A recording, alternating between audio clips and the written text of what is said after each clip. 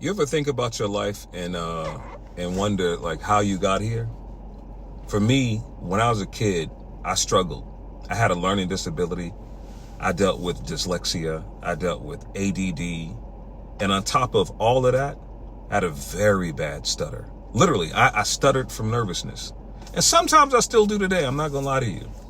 I would trip over every word, words I couldn't pronounce, words that were unfamiliar to me, because with a learning disability, I didn't grasp it all as a kid.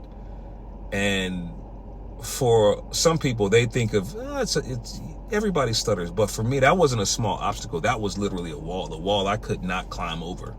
I couldn't walk around even if there was an opening. I could not seem to get around it. But it was through these struggles that I discovered something very powerful.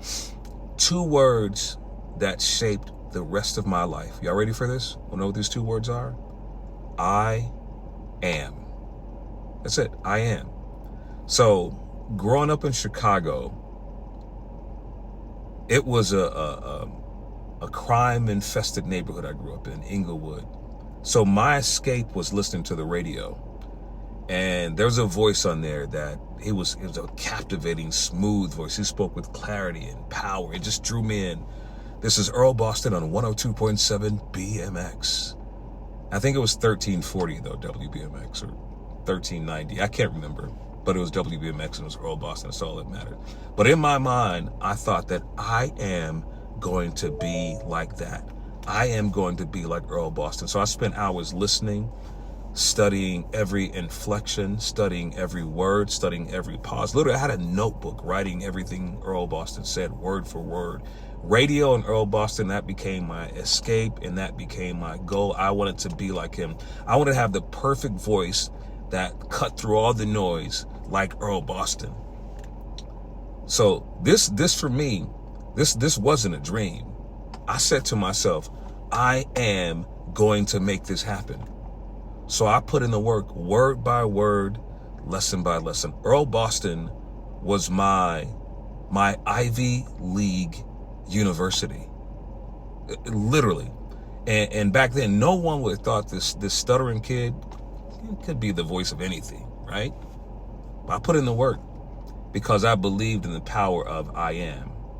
I started working hard, small steps, getting to know the basics, practicing every day, repeating, learning the technical aspect of broadcasting after attending the Columbia School of Broadcasting. I was so far advanced that all I needed was the technical part.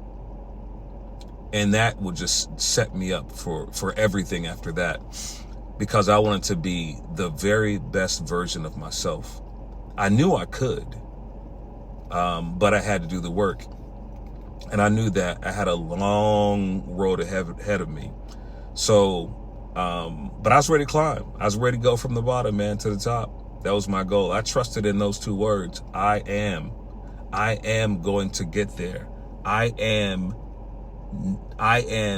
not going to allow anything to stop me. So I left Chicago.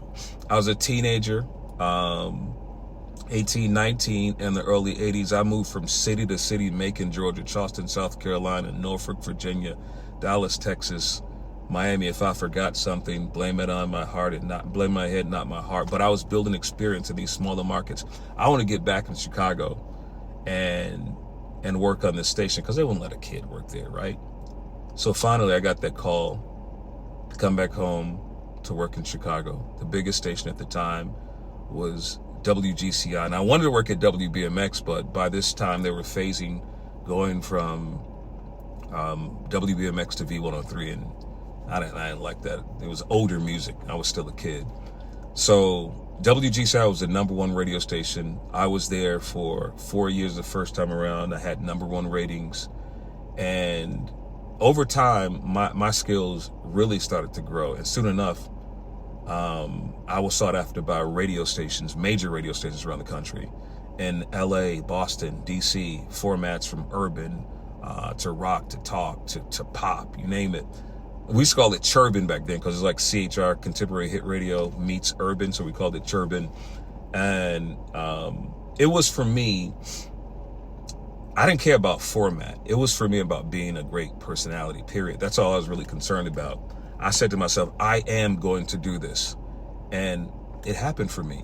I became someone who could reach anyone, anywhere, just by being on that microphone and believing in myself with those 2 words, I am. So I set my sights on a new path. I wanted to do something different. I want to become a voiceover talent. Now, you would think it's an easy transition, but it wasn't. Radio and voiceover are 2 different things. The only thing that's the same is the microphone. So my friend Paul Hutchinson gave me a CD-ROM, a disc of a software called Cool Edit, which is now called Adobe Audition today. And that's how you start producing sound, and you started creating sound effects and music under your voice. So I started creating commercials for people, and it became a thing. And some radio stations said, can you be the big voice that announces the contest and all that? I said, sure. I started doing that, and it was kind of rough in the beginning. But before you know it, I was the voice of many radio stations while still on a radio station. And that was a spark. Because of those 2 words, I am, I said, now I want to become the voice of BET and Disney and ABC and you name it, commercials and all sorts of things. And guess what? I became the voice of BET for 10 years.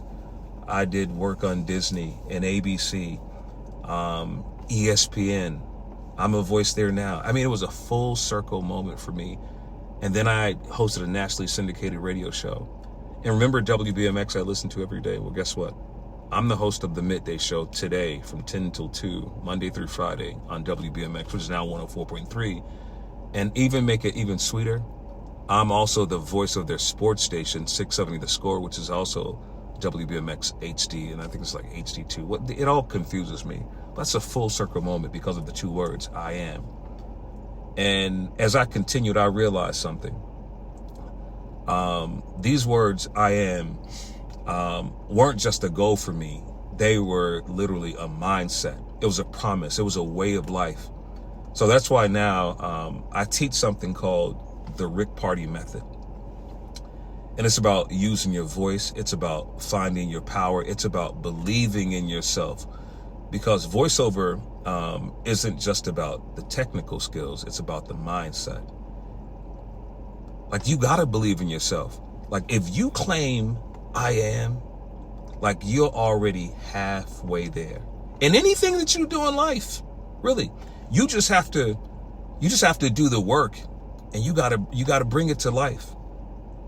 I can keep on talking, but I'm gonna leave you with this right here. So here I am in the car, parked. I'm supposed to be doing some work now for my radio station, but I'm still that same kid who stuttered, who stumbled. See, just now I did it. He battled with learning disabilities, dyslexia. I struggled to make words flow. Sometimes I still do it now. I mean, probably doing it now. I don't know. But look at that kid. Look at what that kid has become, right? All because of 2 simple words, powerful words at that. I am. And if I can make it through, if I can make it through, anybody can, right? You may have your own challenges. You may have your own walls to face, like I did. I couldn't jump over. I couldn't climb around. I couldn't do anything, even with a wide space.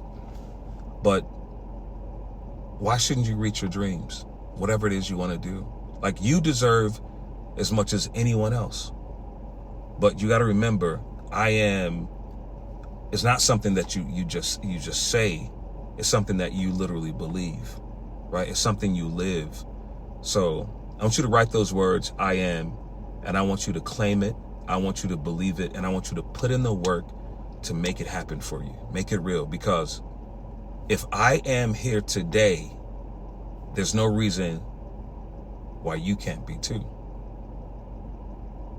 That's all I got. Peace.